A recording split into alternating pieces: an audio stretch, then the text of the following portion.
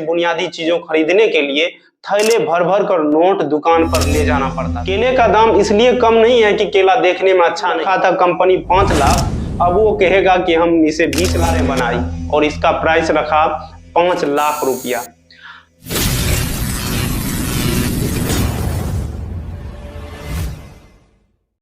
सरकार जितना चाहे उतना नोट छाप सकती है। आपके मन में भी ये सवाल आता होगा कि जब सरकार के कहने पर नोट छपते हैं तो आरबीआई ढेर सारे नोट छापकर लोगों की गरीबी क्यों नहीं हटा देता। पहले हम ये जानते हैं कि ये पैसा है क्या, कि क्यों ये कागज के इस छोटे से टुकड़ों को लोग इतना महत्व देते हैं। मान लीजिए आपको कहीं से नोट छापने की मशीन मिल जाए तो आप क्या करेंगे। इसका जवाब देने में आप जरा देर नहीं करेंगे और कहेंगे बेहिसाब नोट छापेंगे और क्या। मगर मामला इतना आसान नहीं है जितना ख्याली पुलाव पकाने में लगता है। ऐसा इसलिए क्योंकि जिनके पास नोट छापने की मशीन है वो भी अपनी मर्जी से नोट नहीं छाप सकते। पहले हम जानते हैं कि किसी भी चीज का मूल्य कैसे निर्धारित होती है। अर्थव्यवस्था में किसी भी वस्तु की कीमत का आधार डिमांड और सप्लाई है, यानी मांग और आपूर्ति पर टिका होता है। मांग और आपूर्ति का अनुपात ही किसी वस्तु के मूल्य को तय करता है। जैसे मान लीजिए आप कहते हैं कि मेरे पास एक पुराना साइकिल है, मैं इसे बेचना चाहता हूं और आपके पास खरीदने वाला लगभग 50 लोग आ जाता है। इस केस में आप क्या करेंगे, यानी जिसे आप 1000 में बेचना चाह रहे थे उसे अब आप 1500 में बेचेंगे। यदि 1500 में भी लोग लेने के लिए इंटरेस्टेड है तो आप तब तक उसका प्राइस बढ़ाते जाएंगे जब तक कि एक भी आदमी आपके सामान को लेने में इंटरेस्टेड है। यह प्राइस बन गया उस प्रोडक्ट का। इसी को कहते हैं डिमांड एंड सप्लाई।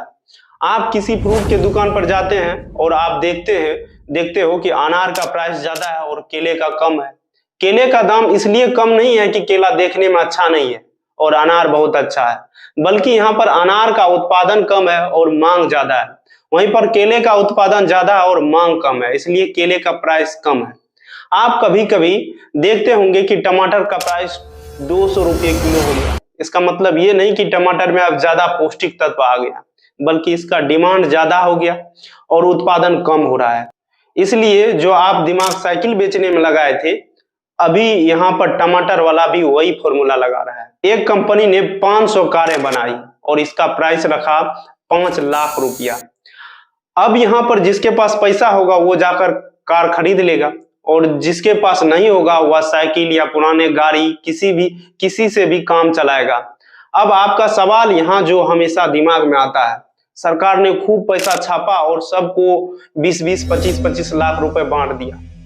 अब सब सोचा कि चलो भाई कार खरीदते हैं और पहुंच गया शोरूम, लगभग 20,000 लोग। अब यहाँ पर कंपनी का कार खरीदने वाला बहुत हो गया, तो अब जिसका दाम रखा था कंपनी 5 लाख, अब वो कहेगा कि हम इसे 20 लाख में बेचेंगे क्योंकि खरीदने वाला वहां पर ज्यादा हो गया है। और 20 लाख में भी अगर खरीद रहा है तो कंपनी वाला कार के प्राइस को और बढ़ाते रहेगा जब तक कि कम से कम 500 आदमी इंटरेस्टेड, जितना कि कार का मैन्युफैक्चरिंग हुआ था। इस प्रकार आप कह सकते हैं कि करेंसी छापने से सिर्फ महंगाई बढ़ेगी, गरीबी कभी नहीं मिटेगी। अगर ढेर सारे नोट छपने लगे तो अचानक हर किसी के पास ज्यादा पैसा आ जाएगा। ऐसे में लोगों की जरूरतें बढ़ जाएगी, लेकिन सप्लाई सामान्य यानी उतनी ही रहेगी। ऐसा होने से बाजार में महंगाई 7वें आसमान पर पहुंच जाएगी। ऐसे कई केस सामने आ चुके हैं। जिम्बाब्वे ने एक समय बहुत सारे नोट छापकर ऐसा गलती की थी। इससे वहां की करेंसी की वैल्यू इतनी गिर गई कि लोगों को ब्रेड और अंडे जैसे बुनियादी चीजों खरीदने के लिए थैले भर भर कर नोट दुकान पर ले जाना पड़ता था। यही हाल दक्षिण अमेरिकी देश वेनेजुएला का हुआ। वेनेजुएला के केंद्रीय बैंक ने अर्थव्यवस्था को संभालने के लिए ढेर सारे नोट छाप डाले। इससे महंगाई हर 24 घंटे में बढ़ने लगी और खाने पीने की चीजों के दाम रोजाना डबल हो जाते थे। सरकार और आरबीआई कई मानकों को ध्यान में रखकर नोट छापने का फैसला करते हैं। इसमें जीडीपी, विकास दर, राजकोषीय घाटे को देखा जाता है। इसी के आधार पर नोटों की छपाई की जाती है। साल 1956 में मिनिमम रिजर्व सिस्टम की शुरुआत की गई थी। इसी के तहत रिजर्व बैंक को नोट छापने के लिए अपने पास हमेशा 200 करोड़ रिजर्व रखना ही होता है। इस रिजर्व में 115 करोड़ का सोना और 85 करोड़ रुपए की फॉरेन करेंसी होनी चाहिए।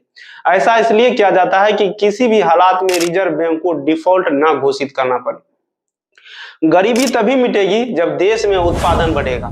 ज्यादा कैश फ्लो का असर देश की जीडीपी पर भी पड़ेगा।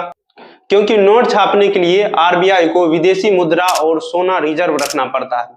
ज्यादा नोट छापने के कारण विदेशी मुद्रा कम होगी, जो भारत के विकास की रफ्तार को धीमा बताएगी, जिससे जीडीपी पर प्रभाव पड़े। ज्यादा नोट छापने में खर्च करेंसी प्रिंटिंग प्रेस भी ज्यादा होता है। अगर ये न्यूनतम राशि नियंत्रित ना हो तो अर्थव्यवस्था पर संकट आ सकता है। धन्यवाद।